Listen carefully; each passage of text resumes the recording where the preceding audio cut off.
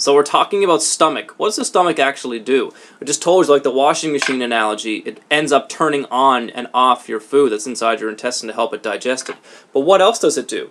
The biggest common thing that I see with people that's what I call a secondary symptom, something that's happening because of the problem underneath, is they're always sick.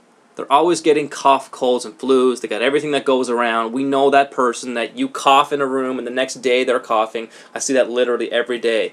But interestingly, your stomach is designed that things that go in your mouth, when they reach the stomach, most things can't live inside your stomach's environment because the pH, or how much hydrogen is there, is so high that interestingly, the pH is about 3.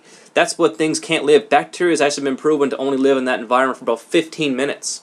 But interesting, like I just told you, people that were sampled with having heartburn, their stomach acid is actually low.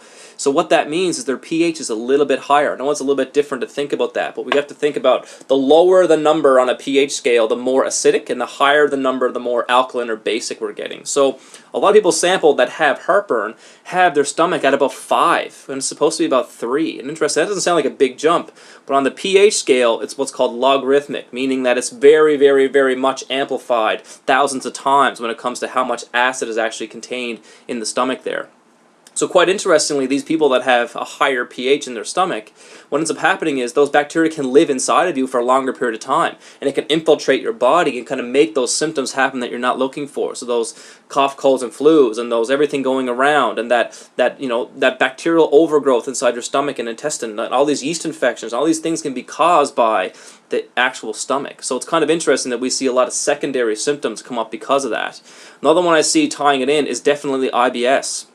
So like I just described in the last video there, the IBS and not digestion of the food, what's going to happen is it's going to ferment inside the intestine, and that's going to cause that bloating symptom that I would venture to say about 80% of people that have heartburn have. So it's kind of interesting that there's a connection there between those two things. So let's continue our talk about this and keep going and see if we can find some solutions.